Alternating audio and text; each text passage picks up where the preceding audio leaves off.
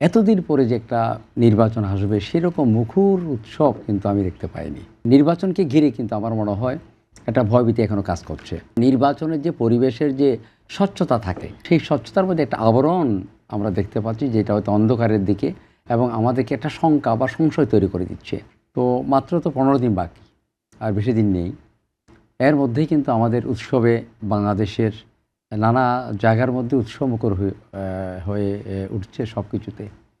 তবে একটা জিনিস আমার ভালো আমার মনে হয়, আজকের এই টকশোতে বসে আপনাদের জন্য, সকলের জন্য আমি সকলকে ধন্যবাদ জানাচ্ছি আন্তরিকভাবে। আজকের এই বৈঠকটা কিন্তু খুবই গুরুত্বপূর্ণ আমাদের জন্য। আর আমাদের এখানে আছে সৈয়দ আব্দুল আজিজ, তিনি একজন ভালো মানুষ এবং তিনি বিশ্লেষক। আর ওদের কানাডা থেকে একজন যুক্ত হয়েছেন আমাদের সঙ্গে। আর দূর দূরান্তে যারা দেশের ভেতরে এবং বাইরে যারা আমাদেরকে দেখছেন, সবাইকে আমি অভিনন্দন জানাচ্ছি। আমি মনে করি একটা জিনিস প্রথমে বলি, 13ই জানুয়ারি একটা পত্রিকাতে, বাংলাদেশ প্রতিদিনে আসছে, সব পত্রিকাতে আসছে যে আমাদের ডক্টর আলী রিয়াজ, যিনি সমন্বয়কের দায়িত্ব পালন করছেন এবং একজন অবশ্যই একজন রাষ্ট্রবিজ্ঞানী এবং তিনি এই দেশের নিয়ে তিনি ভাবছেন এবং আমাদের chief adviser doctor professor Yunus সাহেবের আমাদের তার প্রতিনিধি হয়ে কথা বলছেন। তিনি বলছেন যে, প্রথম বলছি আমি, এটা হানা ভোটেই আগামী রাষ্ট্র কীভাবে পরিচালনা করবে সেটা নির্বাচিত হবে, নির্ধারণ করবে, হানা ভোট দিয়েই হবে। এটা হচ্ছে প্রথম আমার কথা। হানা ভোটের মধ্যে কিন্তু আমার মনে হয় রাষ্ট্রের চিন্তাগুলো, রাষ্ট্র কীভাবে, আগামী নির্বাচনটা কিভাবে হবে এবং রাষ্ট্রের দায়িত্ব কারা আসবে এবং রাষ্ট্র দায়িত্বের গঠন কীরকম হবে, পরিকল্পনা কীরকম হবে, এখানে আমার মনে হয় একটা সূক্ষ্ম বিষয় কিন্তু লুকিত আছে বলে আমার মনে হচ্ছে। ওয়ালটন বিএলডিসি ফ্যান, খরচ বাঁচে 65% পর্যন্ত। ওয়ালটন বিএলডিসি ফ্যান ছড়ায় স্বস্তির সবুজ হাওয়া। আমি পরিষ্কার বলতে চাই যে, কারণ এই দেশ এখন প্রযুক্তির দেশ, বিজ্ঞানের দেশ। এখন আপনি যা কিছু করেন না কেন, মানুষ কিন্তু আগের থেকে অনেক সচেতন হয়ে গেছে। যদিও গ্রামেগঞ্জের উৎসবমুখর হয়েছে, কিন্তু এতদিন পরে যে একটা নির্বাচন আসবে সেরকম মুখর উৎসব কিন্তু আমি দেখতে পাইনি এখনও পর্যন্ত। কারণ আমি গতকাল আনোয়ারা থেকে এসেছি, সেখানে একটা উঠান বৈঠক ছিল। এর আগে আমি আমাদের যে পলগ্রাউন্ড মাঠে আপনার যে বিপুল সমাবেশ হয়েছিল বিএনপির, আমাদের জনাব তারেক রহমান চেয়ারম্যান মহোদয় সেখানে গেছিল, অসম্ভব তার ডাক দেখেছি আমি। এরপরে যখন গ্রামে গেলাম, কিন্তু সেরকম মনে হচ্ছে না যে ত্রয়োদশ সামনে এসে কেন ভয়ভীতি আছে। কারণ এই যে নির্বাচনের মধ্যে যদি সূক্ষ্ম কোনো কৌশল থাকে, আমি জানি না কতটুকু সেটা হয়তো আমাদের দৃশ্যমান হবে। তবে আমি আবার আশাবাদী এই জন্যেই, সেনাবাহিনীরা কিন্তু একটা দায়িত্ব পালন করছেন। আমাদের জেনারেল ওয়াকারুজ্জামান, তিনি প্রথম দিন থেকে বলছে যে আমাদের পক্ষ থেকে যা কিছু করণীয় একমাত্র সেনাবাহিনী বোধহয়, আমার মনে হয় শৃঙ্খলা জাতির মধ্যে, আইন শৃঙ্খলা বাহিনীর মধ্যে এরা খুবই নিয়ন্ত্রিত এবং তাদের দৃষ্টিভঙ্গিতে কিন্তু ভিন্ন। যদিও বা অন্যান্য আইন শৃঙ্খলা বাহিনী থাকে আমাদের মধ্যে, কিন্তু সেনাবাহিনী যখন নজরদারি করবে বা ভয়ভীতি, কারণ এখানে সংখ্যালঘুরা আছে, নানা ধরনের মানুষগুলো আছে সামনে যাওয়ার জন্য। এখানে এই জন্যই এখনও পর্যন্ত আমাদের মধ্যে কেন একটা ভয়ভীতি, কিন্তু মানে নির্বাচনকে ঘিরে কিন্তু আমার মনে হয় একটা ভয়ভীতি এখনও কাজ করছে। এবার স্বচ্ছ ধারণা, এটা আমাদের মহাসচিবও বলছে, আমরাও দেখছি। কারণ নির্বাচনের যে পরিবেশের যে স্বচ্ছতা থাকে, আমার মনে হয় সেই স্বচ্ছতার মধ্যে একটা আবরণ আমরা দেখতে পাচ্ছি, যেটা হয়তো অন্ধকারের দিকে এবং আমাদেরকে একটা শঙ্কা বা সংশয় তৈরি করে দিচ্ছে।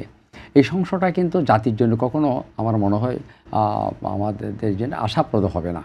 কারণ এত আমাদের যে 5ই জুলাইয়ের পরে, জুলাই বিপ্লবের পরে আমাদের ছাত্র, যত জনতা, সবাই যে আমাদের জন্য দ্বার খুলে দিল, অর্থাৎ আমাদের বাংলাদেশের সকল মানুষের অধিকারকে সমুন্নত রাখার জন্যে, মান মর্যাদা সব কিছুকে, অধিকার বঞ্চিত যারা ছিলেন সবাইকে কিন্তু কথা বলার জন্য, সামনে এগোনোর জন্য কিন্তু তারা দায়িত্বটা আমাদের উপর দিয়েছে, এত বড় একটা সংগ্রামের মধ্য দিয়ে, আত্মহুতির মধ্য দিয়ে।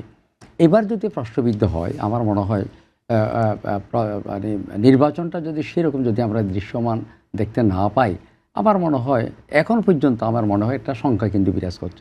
আমি একটা আপনার কাছে একটা বক্তব্য দৃষ্টি আকর্ষণ করতে চাই।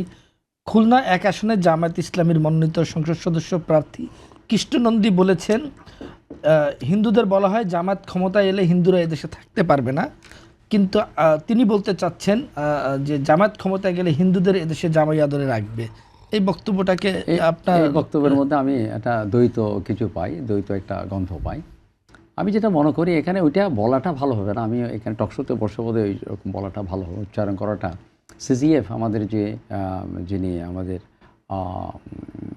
চ্যানেল আইয়ের যে জিল্লুর সাহেব, তিনি প্রতিদিন কিন্তু কাজ করে যাচ্ছেন। আমরা কিন্তু বেশ কয়েকবার কৃষ্ণনন্দির এই বক্তব্যটাকে আপনি কি- ওইটা বলছি এখানে হিন্দু সম্প্রদায় অর্থাৎ সংখ্যালঘু যারা আছে তাদের মধ্যে ভয়ভীতি অবশ্যই আছে। এটা হচ্ছে গোপনে অনেক কিছু বলা হচ্ছে তাদেরকে, এটাও ঠিক, কিন্তু তারা শঙ্কা হচ্ছে এই জন্যেই কারণ দুইটা দল বড় দল।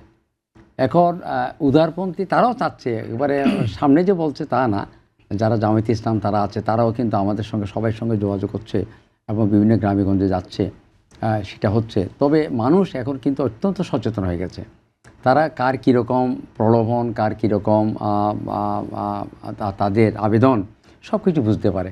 তবে হিন্দু, আমাদের বৌদ্ধ বা হিন্দু মাইনরিটির মধ্যে আমাদের বলতে তো ক্ষুদ্র নৃগোষ্ঠী থেকে আরম্ভ করে জাতি ধর্ম যারা অর্থাৎ ইসলামের বাইরে যেই সব মানুষগুলো আছে, আর তাদের মধ্যে দীর্ঘদিনে একটা পরীক্ষিত, তাদের মধ্যে ভয় ভীতিটা কিন্তু কাজ করছে। যতই আপনি অভয়বাণী দেন না কেন, কিন্তু তাদের মধ্যে কাজ করছে। কিন্তু এই জন্য আমার মনে হয় আমাদের চেয়ারম্যান মহোদয় তিনি প্রতিদিন বলছে সমমর্যাদা দেওয়ার জন্য তিনি রেইনবো নেশনের কথা বলে, অর্থাৎ জাতীয়তাবাদী শক্তি তাদেরকে ধারণ করবে, তারা কখনো জাতীয়তাবাদী শক্তির আপনি মাধ্যমে কৃষ্ণনন্দির এই বক্তব্যটাকে কৃষ্ণনন্দের কিভাবে বক্তব্যকে আমি যেটা অন্যভাবে বলবো না, এটাকে বলাটা বোধ ঠিক হবে না এখানে সরাসরি, কিন্তু হচ্ছে তো দুইটা ঘটনা তো ঘটে গেছে, আপনারা দেখেছেন দৃশ্যমান রাজনীতিকে নিয়ে কারো হয়তো আগুন দেওয়ার একটা আমরা দৃশ্য দেখেছি।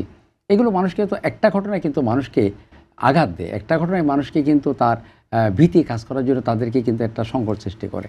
এই জন্য আমার মনে হয় আমরা চাই না, যেহেতু জাতীয় নির্বাচন, আমরা এই দেশের নাগরিক, সংখ্যালঘু সংখ্যাতত্ত্ব দিয়ে কিন্তু এদেরকে বিচার করলে হবে না।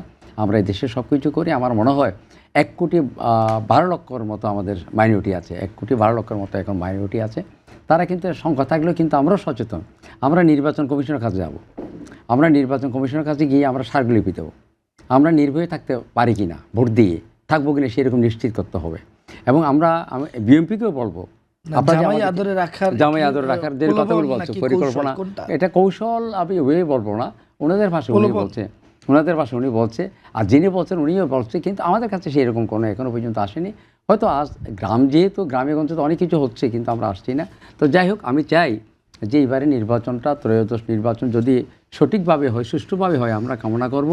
আমি আবারও প্রধান উপদেষ্টা মহোদয়কে, দীর্ঘদিনের তিনি আমাদের জাতীয় আন্তর্জাতিকভাবে তার খ্যাতি আছে, তিনি প্রসিদ্ধ একজন, তিনি যাতে এই প্রশ্নটা, কারণ তিনি অতীতে কিন্তু নির্বাচনী অনেক কথা বলছেন,